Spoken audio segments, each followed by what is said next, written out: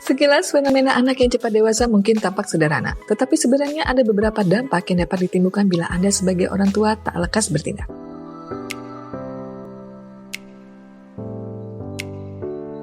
Misalnya, anak jadi rentan mengalami bullying, terutama bila penampilannya berbeda, merasa kesepian, depresi, hingga kemudian lari ke perilaku agresif negatif seperti konsumsi obat-obat terlarang, rokok, alkohol, judi, dan seks bebas.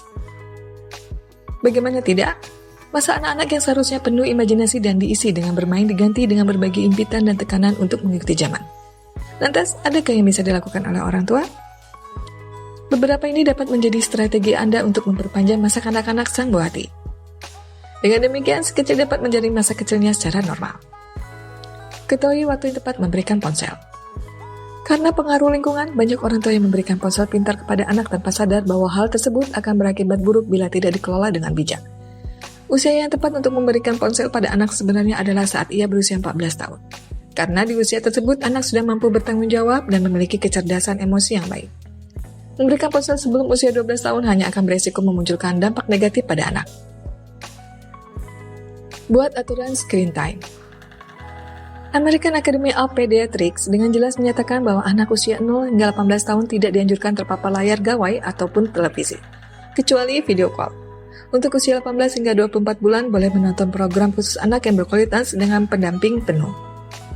Pada usia 2 hingga 5 tahun, anak boleh menggunakan gawai atau menonton televisi selama 1 jam setiap hari dengan catatan program yang ditonton adalah program yang edukatif dan tetap diawasi oleh orang tua.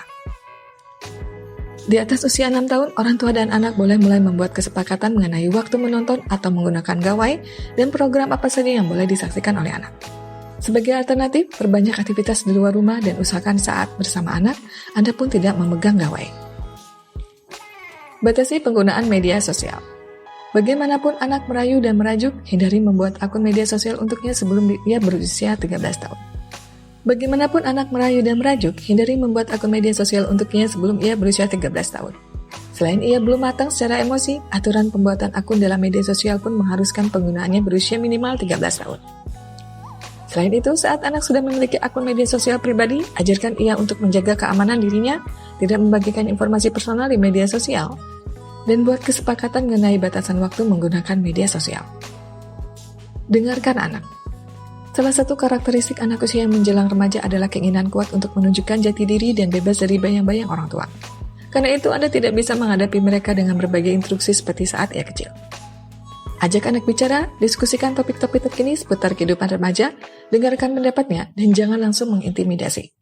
Melalui percakapan sederhana, Anda dapat memasukkan nilai moral yang baik kepadanya. Informasi dan paparan media terhadap anak memang seakan tak terbendung lagi. Tak heran saat ini anak cepat dewasa. Tapi bukan berarti Anda tak bisa mengatasinya.